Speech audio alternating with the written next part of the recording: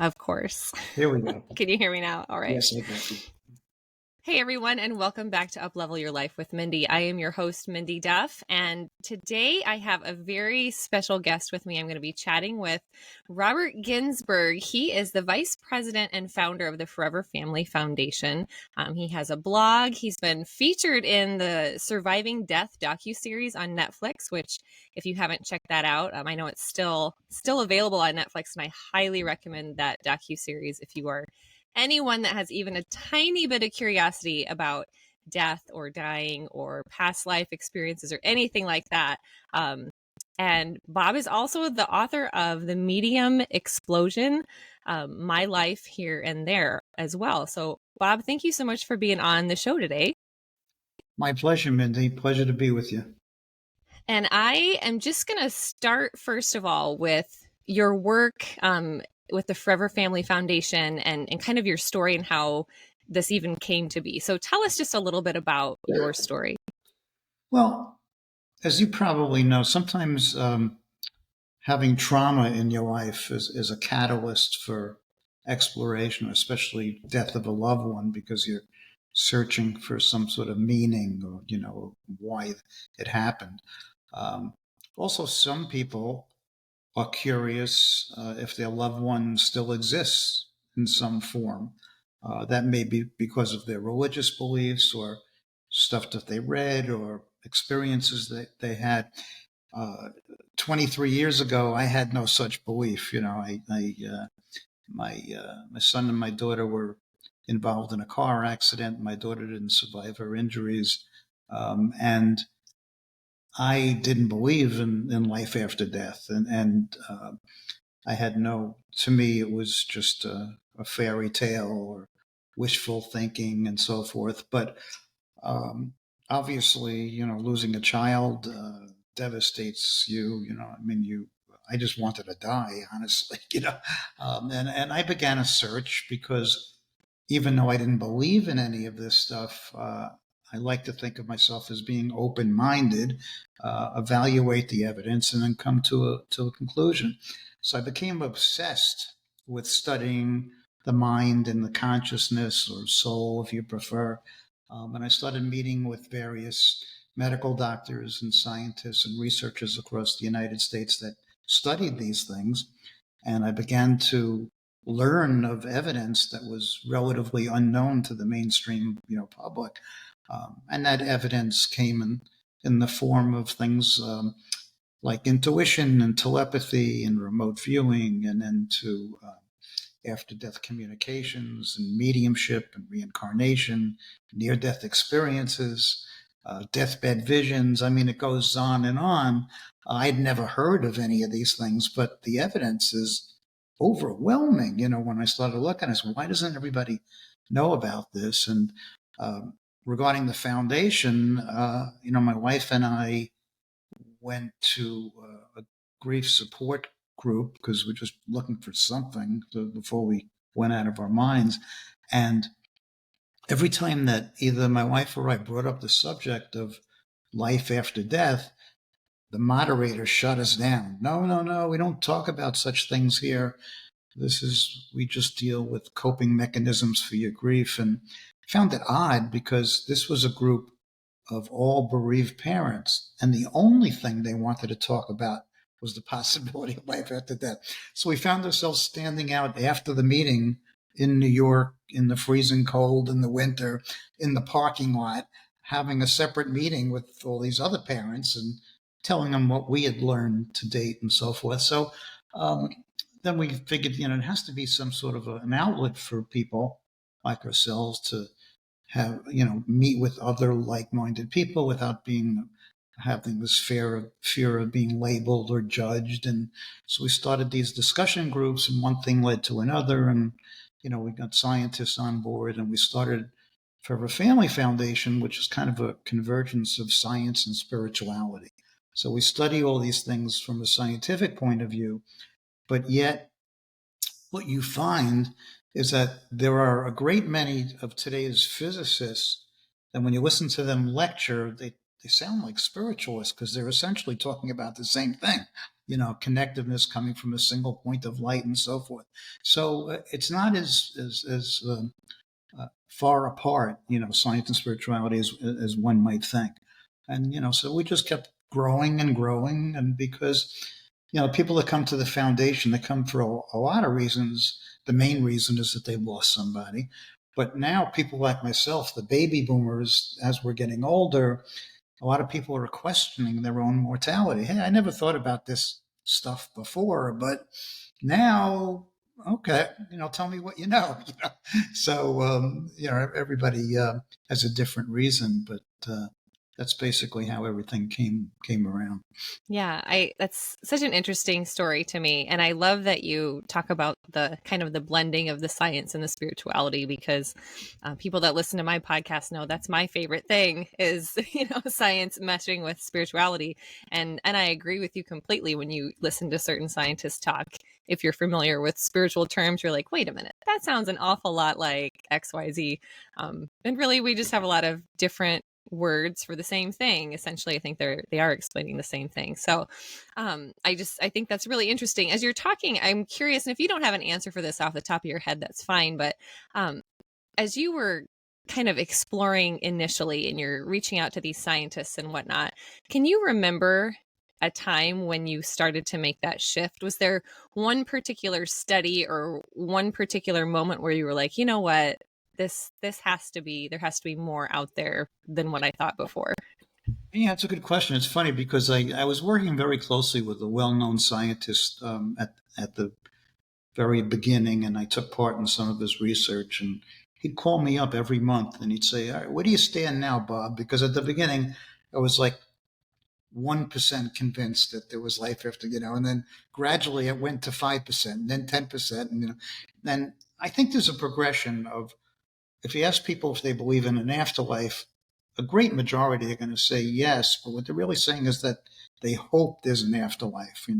That may be because of various influences, and but they never really saw any evidence. And sometimes that hope turns into belief, and sometimes that belief actually turns into a knowing, and where you don't have any doubt, which took me about 7 or 8 years before I reached that point. Now, you can take two pathways to that knowing. One could be from the route that I took, the science route, learning about the evidence. And after I was convinced by the evidence, that opened me up to receive my own, communications. Or two people can have a profound personal experience, and that flips them. They don't even care about the science. They just know in their heart. Now, you're probably familiar with people that had near-death experiences, and that is an example of a life-changing experience. Or it could be an extremely evidential reading with a medium, a well-qualified medium, and or it could be a dream visitation or an after-death communication, and you just know in your heart that there's something more than a physical body. So for me, to answer your question, I had a lot of things that were happening personally, but my wife was very intuitive, and they were happening to her, not to me. But I knew that, we were married 46 years before she passed, and she never once lied to me in 46 years. So I knew that I took, at face value what she was telling me. And once I became convinced, and I kept dismissing all these extraordinary things, and at the urging of my wife, I wrote down everything that was happening. And my mind, the way I am, I'm so sick that one day I had somebody ask me to put all these things together. And I opened up the journal, and I actually hired a statistician. And I asked her to calculate the odds against chance of each one of the things occurring. And I had 20 experiences that each had odds against chance of 1,000,000 to 1. Oh, wow. And 20 of them, I said, okay, now just shut up, and you got to, you can't question this stuff anymore. So it wasn't one thing, although a lot of really profound things were happening, but it was an accumulation, over time that put me, on that true belief that there's, more than this physical world. Yeah. Oh, that's interesting. I'm going to put you on the spot again and see if you can share one or two of those things that were like, all right, as you're writing down things, because I think that's a really normal reaction when a loved one passes and you so desperately want to have that sign from them or want to have that acknowledgement that they're okay, regardless of what your belief system is. And then maybe you get that sign, but you think, well, that's not that could happen. That was just coincidence. And then you just kind of poo poo it. So I'm curious what some of your signs were that you were a little like, well, I don't know if that's real. Yeah, you start questioning yourself. What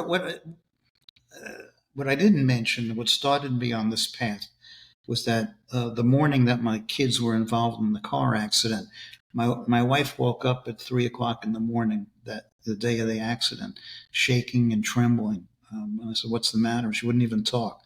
And I said, "What's the matter?" And she said, "Something horrible is going to happen today." And I said, "Well, what does that mean?" She said, "I can't tell you exactly, but our lives are going to be changed forever today." Wow. And I took it seriously because she was intuitive to a degree and had these visions or premonitions before. And every time she had one, everything played out exactly the way she said. So logic told me if she was right then, she could be right now.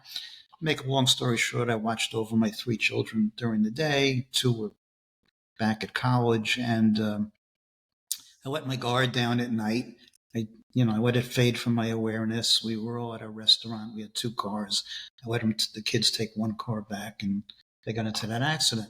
So, in my mind, visions like the premonitions were not possible. So that was part of my obsession of finding out how she knew. And if she knew, was it a case of precognition? Was she catching a glimpse of the future, or as much as hard as it was for me to believe, was somebody sending her a warning, a discarnate source, whatever. Yeah. As far as a specific example, um, you've heard of people of apparitions. I mean, the media likes to call them ghosts, but they're essentially still conscious, discarnate beings who no longer have a body that somehow figure out a way to manifest themselves in physical form. I'll make this as quick as possible. When we moved from one house to another, when we were still in New York, my youngest daughter Bailey, she was very, very upset. She loved her school, she loved her friends, and she was really pissed that we were moving. And we finally moved, and she settled in. But every month, she would say to my wife, "You have to drive me back to the old house. I want to see my own." She loved her old room. And my wife would say, "Bailey, we can't do that. It's not appropriate. We can't knock on the door and ask, it's not going to happen."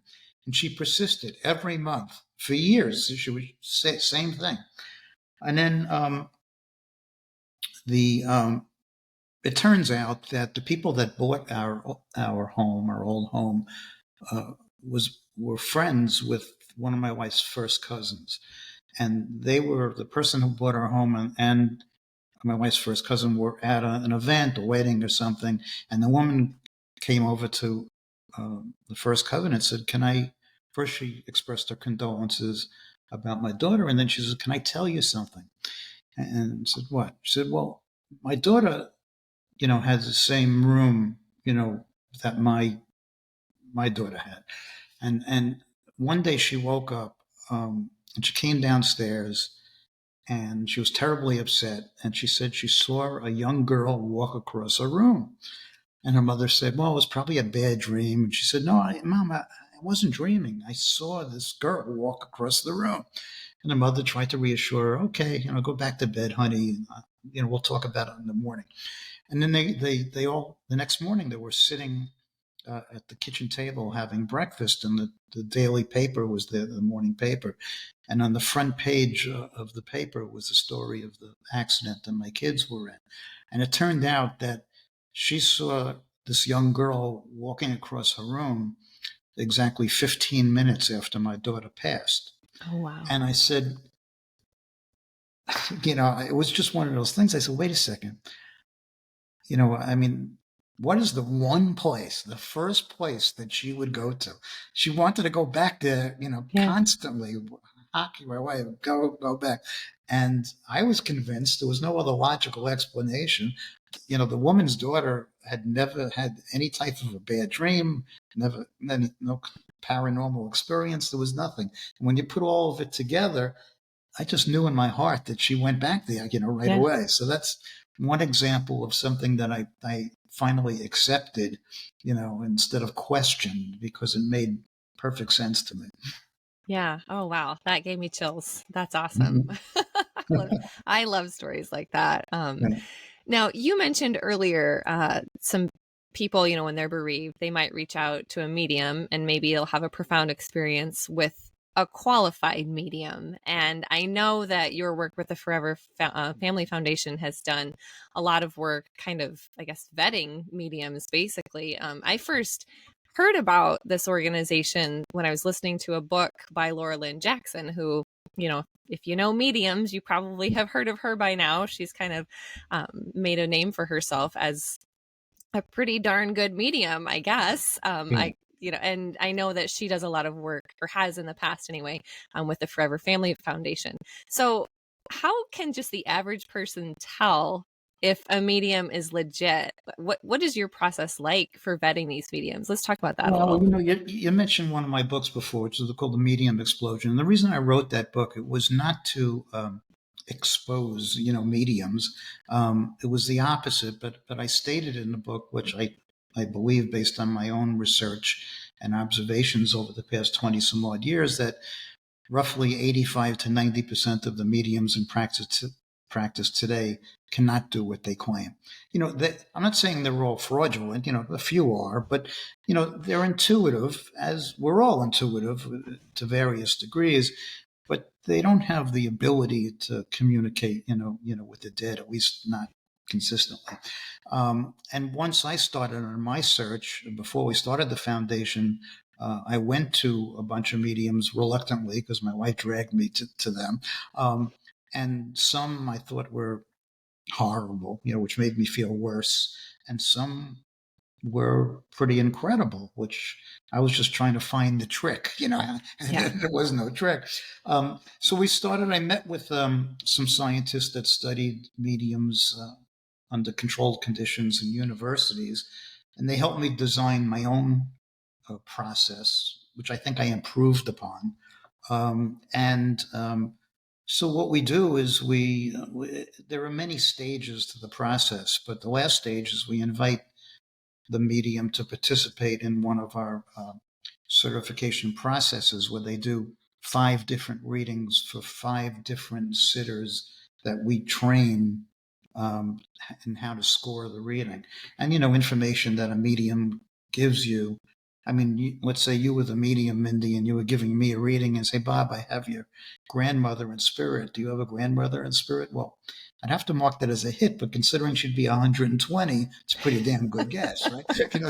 Right. But if you said to me, Bob, I have your grandmother Rebecca here, and then you gave me 5 pieces of identifying information about Rebecca that nobody could have known, that's given a lot more weight in the scoring, So, and today it's important because it wasn't, 50 years ago before the internet, you couldn't look up somebody in an instant and find out about their life, but now you can. You Google them. And so, especially now, a lot of the mediums after COVID stopped doing face-to-face readings in person. They do it on Zoom and so forth. So we developed this process. It's only 10% of the mediums who have gone through it have passed, which meant 90% have failed, which doesn't make me very popular, but the fact is that the mediums like Laura that you mentioned, Laura was one of the first mediums that we certified back in 2005. There are some mediums that can do this at a very high level, and they're very consistent. But to answer your question, it's a problem because mediums, listen, they're not grief workers. They're not therapists. They should never represent themselves as such unless they have that training and degree. But a medium, there are no guidelines. There's no certification process. There's no licensing. no proficiency guidelines, no continuing education, no ethical standards. So you tomorrow can say, okay, I'm Mindy the medium, and hang out a shingle and start charging people $400 an hour. And, and people that are in grief will often try to make things fit because they so desperately want to believe that they're in love with him. And I used to be horrified, at this. So, I mean, we developed the program to be a resource for the bereaved. Now, the problem is that over the years, because we've certified 27, I think, mediums over the past 19 years. That's not a lot. That's a little more than one per year. And a lot of the mediums that we certified have become famous. A lot of sometimes, part of it is their association, with us. And what happens when somebody becomes famous? I mean, they do fewer readings. Yeah. They charge sometimes ridiculous amounts of money. They have waiting lists that are 3-4 years long. So that doesn't serve the purpose as a resource for the bereaved. Right. So, I've been gearing it up again, and we've been evaluating more mediums, and we've been identifying mediums that can do what they claim and don't charge a ridiculous amount of money, and you have some availability to see them. So that's basically it in a nutshell. Yeah. I think that's really very important things to consider, everything that you have just mentioned. And, even if you're someone who is bereaved and you're looking to find a medium and maybe you can't, go through the Forever Family Foundation for whatever reason, still keeping these things in the back of your mind as you're selecting a medium, basically checking them out to make sure they're not going to check you out too much before you show up, I guess. Yeah, you want to give the medium, I go into this in the book, but you want to give the medium as little information as possible. As a matter of fact, so over the past 20 years, I have never personally got a reading from any one of the mediums that we certified. And the reason for that is because I can't trust I trust them implicitly because I've evaluated them, but in my mind, I can't trust the information because they know too much about me. My story is out there. So for me, it wouldn't do, when you mentioned the Netflix series, Leslie Kane, who wrote the book Surviving Death. The Netflix series was based really upon her book.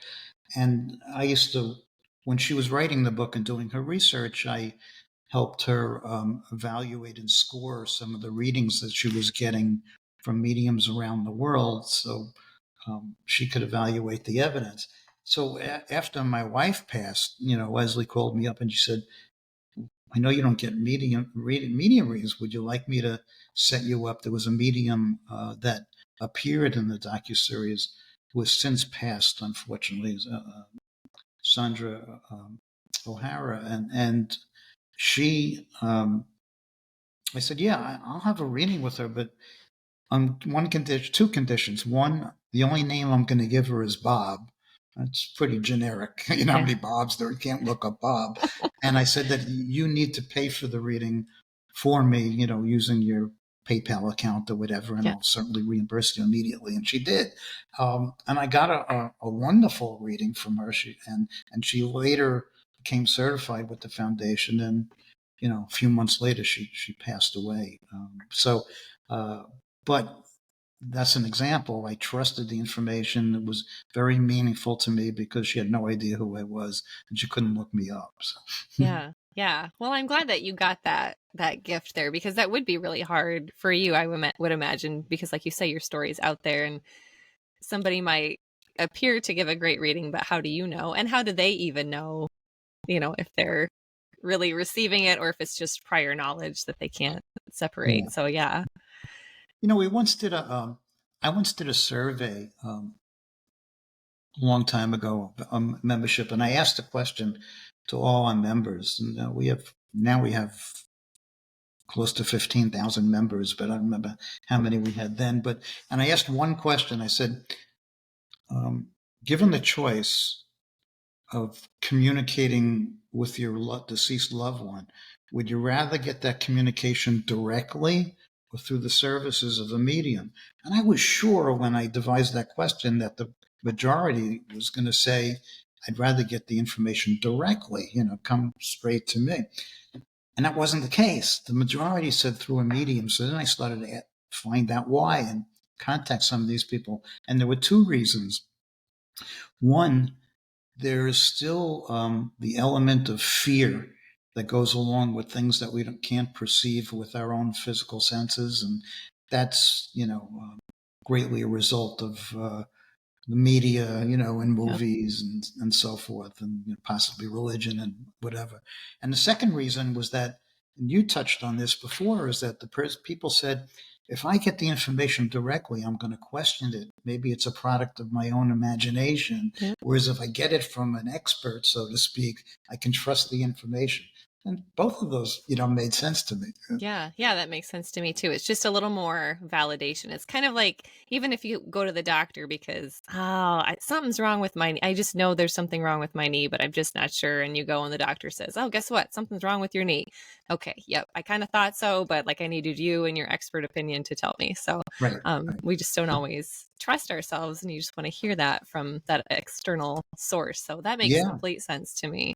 Right. So what would you say? You've been in this world here for quite a while now. And I'm sure you encounter a lot of skeptics, having been one yourself. What would you say to someone that is a skeptic, that just believes, you know what, I think once we die, that's it. There's nothing else out there. Yeah. Well, I have, listen, I understand and I respect these people because I was one of them. I never, ever try to convince anybody of anything. I just, if given the opportunity and they're receptive to it, I'll tell them what I've learned. And then, even by watching the Netflix series, it opens minds to possibilities. If you remain open to it, it might move you in one direction, or another. So, it's a closed-minded skeptic, one who will ignore the evidence you'll never convince. But somebody that's open-minded, some of the most profound transformations that I've seen in people in grief were those people that were like me. I mean, they came, we hold these grief retreats, like 4 of them a year. And sometimes the greatest skeptics have the most wonderful experience because their mind gets blown, so it works two ways. But I think that, there have been many scientific research studies that have been published in peer-reviewed journals that show that people who believe that there's life after physical death do better in their grief than those who don't. And that's logical, right? I mean, what would give you more comfort or hope than believing that your loved one still survives in some form? But it's it's really true. And I've seen people that are totally closed off. What I found over the years in talking to people in grief, that there are some people that just by you mentioning the possibility that their loved one still survives is hurtful to them, because they become defined by their grief. And how dare you suggest that my loved one, still exists when they're dead? It's somehow in their mind, it diminishes the depth of their loss, and there's nothing I'm ever going to be able to say that's going to dissuade them. And it's unfortunate, but most people, and since we started this work, I'm finding more and more people at least listening, and forming their own opinions instead of just shutting it down, and burying their head in the sand. So, yeah, that would be my hope for everyone. And I know everybody's on their own path and they'll get there in their own time. But my hope would be just more open-mindedness, more, okay, well, I believe what I believe, but what do you have to say? I'll take it in and see what I think after that. But sometimes that's hard for people. It really is, and people that have such fear of discussing this. We encourage people just to share your experiences with people, with friends or family or colleagues, and just tell your story. The more people are open about these things, the more mainstream it'll become. You've heard of electronic voice phenomena. Mm-hmm. People being able to affect um, things like telephones and recordings and leave voices and whatever. I'll tell you a quick story. About 2 years after my daughter passed, I went to a family doctor who was a friend of mine, and I went in there for some ailment, for what, but he said, how you doing? I said, okay. He said, what have you been up to? I said, well, if you really want to know, I'm studying survival of consciousness. And we go on talking about another 10 minutes. And he said, can I ask you something? I said, what? He said, what's survival of consciousness? And I start talking about some of the things we're talking about now. And about 20 minutes later, he gets a real serious look on his face and he closes the door and he says to me, I have to tell you something. I said, what? He said, my father died 8 years ago. I said, well, I'm so sorry. He said, and I had a lot of critical patients in the hospital, and I had to call um, my answering service and check. And I called, and they said, "Doctor, your father called," and he said, "My father died at 9 o'clock this morning." And they said, "I'm so sorry, doctor. We must have gotten the message wrong. He must have said your father-in-law." He said, "My father-in-law died 16 years ago." He said, "What time did the message come in?" He said, 9:15. He said, read me back the message. The message was, Frank, it's me. I'm okay. So, What? here's a guy, he's a medical doctor. He's a man of science. Yeah. Um, he in those 8 years, he never told a soul, never told his wife, never told his family, certainly wasn't going to tell, one of his colleagues. But after he heard the stuff I was talking about, he knew I wasn't going to judge him. Yeah. And I guarantee you now that another, 15 years or so have gone by and I've never told, anybody else. But that's unfortunate, right? I mean, it's Yeah. kind of an incredible thing, but yet it's hard to explain in physical terms. But it's a shame that he feels so afraid to share that with anybody, right? Yeah. Yeah. I think you're right. And I think the more that we can open up these conversations and make it more normal and mainstream, then it's going to make people more receptive and you're going to have more experiences probably, and then recognize the experiences and then not feel weird about it and go, oh, cool. I heard from my loved one too. This is really neat. I've heard, a friend of mine had something similar happen and now I get to have it happen too. Yeah, you're exactly right, and it also goes a long way in overcoming this fear factor. I once had a woman at one of our grief retreats, and I was having a conversation with her, and she was really not taking anything in. And I said, "What would it take for you to absolutely believe that your daughter still exists? What would that be?" And she said, "Bob, if I saw my daughter, then I would believe." And okay, maybe someday you will. And I didn't see that woman again for about 10 or 12 years. And she came to another retreat after 10 or 12 years. And she came up to me. She said, "You remember that conversation we had?" I said, "Not really," but she reminded me. And she said, "Well, I saw my daughter." I said, "Really?" She said, "Yeah, I was awake.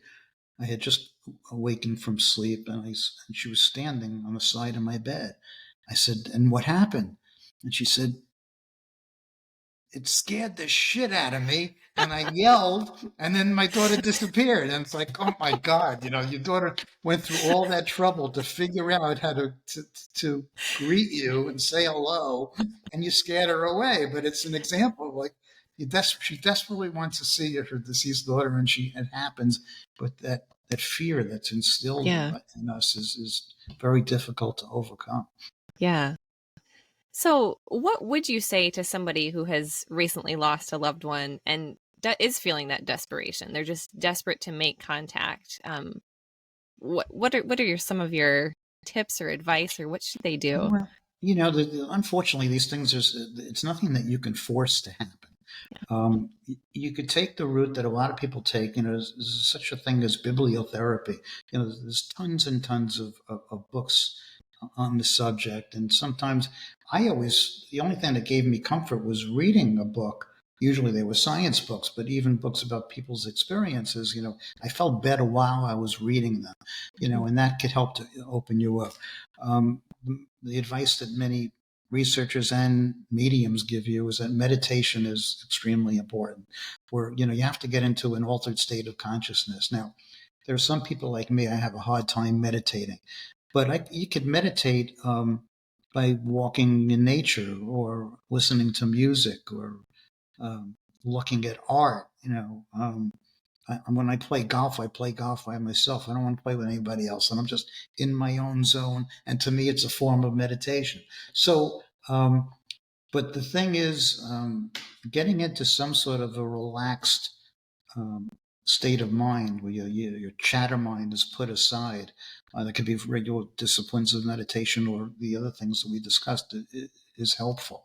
Also, the most common form of after death communication are dream visitations. There are certain stages of sleep, when you're in this altered state of consciousness, you have no conscious chatter, and our loved ones from the other side see a conduit for them to get through. They can't get through when we're all over the place and in grief, but when we're, in that stage of sleep, they can. And people have these profound dreams, and they're much different than what I'd call regular dreams. The regular dreams are all disjointed, they're all over the place. You forget them as soon as you wake up. They don't usually make a lot of sense. Whereas in a visitation, you could see your loved ones sometimes, you could talk to them, you could smell them, you could hug them, you could kiss them, as if they're there, and you remember them forever, afterwards. So we hear those over the years, and just thousands and thousands and thousands of cases like that. So again, it makes sense because you're just allowing the reception. Our brains act as a filter. We're surrounded. We're only 5% of the universe is observable. There are things happening all around us: X-rays, electromagnetic, the whole spectrum. We can't see most of the spectrum of light, and we can't hear most of the spectrum of sound. And yet, when our brain gets out of the way, and then the filter is off, that information comes through. The brain serves a purpose, because if we didn't have that filter and we had information from all over the Too place, much. we wouldn't be able to navigate our lives, But, anything that you can do, and also it helps to set an intention. There's nothing wrong with talking to your loved one, in spirit. I still do it. It doesn't have to. It can be out loud, but it can be just through thought. It's telepathy. And set the intention. Ask them to come to you in your dream, or ask them to make a recording on a recording tape, and sometimes that helps. As a matter of fact, when we used to hold these medium certification processes in a physical location, we used to have a ceremony with all the sitters used to light a candle and invite their loved ones, to come in. And I don't know whether it actually helped, but it certainly didn't hurt, Yeah. So those are some things you could do. But the problem is that if you lost somebody, you're trying to force it to happen. And these kinds of telepathic experiences are spontaneous. You can't make them happen. Yeah. Yeah. I think just from, I guess, listening to you and some of my own research on the topic, I think you're right with getting into that relaxed state. But again, there has to be some form of detachment. And that's really hard to be able to just let go and be okay with not getting a sign. But the faster you can be okay with not getting a sign, it seems like the faster you'll get a sign from that loved one. So yeah, I think that's true. A lot of people say, when they talk about things like this, is they say, when you set an intention, you don't focus on it and say, do this, come through. You don't keep repeating it like a mantra. You just have the thought, and you throw the thought out into the universe and let it, let it do let it do its thing. But it, and that makes sense to me. I mean, you just, that's the way this kind of stuff works. The less interaction that you have, the better. Yeah. Yeah. Well, you have shared some really incredible stories with us already today, but I'm going to see if I can squeeze one more out of you. Okay. I'm wondering if as you look back and maybe it's a personal experience or an experience from somebody that came to one of your retreats or somebody that you've worked with, Do you have one or two that just stand out like, whoa, holy cats, that story, I'll never forget. It was so amazing. Yeah, well, these things um, happen every day. I mean, maybe a turning point experience for me was the scientist that I was working with. I had told him that after my daughter passed, we started getting what we called Morse code coming out of the car radio, and it had a set cadence to it, and it was like dot da da da da da da da da. So, and my wife had just gotten a new car, and she told me about this, and I said, yeah, new cars, they always have electric problems. When we bring it in for service, I'll get it checked out. And I was driving her car like a week later, and I heard the same thing she was talking about. So I shut the radio off, but it didn't matter. It still came on. And then the same cadence started coming out of things in our house, things that don't make sound. Microwave ovens, TVs, whether they were on or off. It was incredible. And then I'm driving my car to work, a car that I was driving for 3 years, and the same cadence started coming out of my radio. Shut it off, didn't matter. So then the scientist comes to New York and he does a lecture for us. There's 500 people in the audience. I'm sitting in the audience listening to him. And in the middle of his lecture, from the PA system in this huge auditorium, the same Morse code. No. So he says to me, all right, we have to make an experiment out of this. And he tells my wife, he was working with various research mediums at the university. And he said to my wife, he says, Fran, I want you to ask Bailey, my daughter in spirit, if this is she who's sending this Morse code. And you have to be very specific. Ask her to go to this medium, and he mentioned the name of the medium that he was working with, and let her know, because he was in contact with her every day. The next morning, I went into my office, and first thing I did is I turned on my computer and started reading my email. The very first email was from this scientist, and it was a forward of an email that he got from the medium that he was working with. And the email said, I have no idea what this is. I've never received anything like this before, but somebody is sending me Morse code. And I was like the people in my office, like they came running in because I must have just shrieked, because in my mind, how is this possible? It's like, Yeah. I mean, if you can eliminate the possibility that somehow the scientist was in cahoots, with the medium, and this was a prank, which Right. wasn't the case. These were reputable people. And that was kind of a turning point for me. I mean, did it prove life after death? No, but it certainly proved that there's something going on beyond our brains, Yeah. Yes. Yeah. Wow. Yeah, that's incredible. And what a specific, I mean, that Morse code, that same pattern, like what a specific thing. Like that doesn't, Right, who and does that happen to? That doesn't happen. it doesn't come out of intercoms and Yeah. microwave ovens, Yeah. And it's not a random pattern. It's a Right. specific, yeah. Oh, goodness. Well, thank you. That was an incredible story, and I appreciate you sharing that with me. Bob, this has just been a delight for me to listen to you share about your experiences, and the work that you're doing with the Forever Family Foundation, I think is just really, really important. And I am honored to be a platform to help spread this message. What are some ways that we can help support the Forever Family Foundation?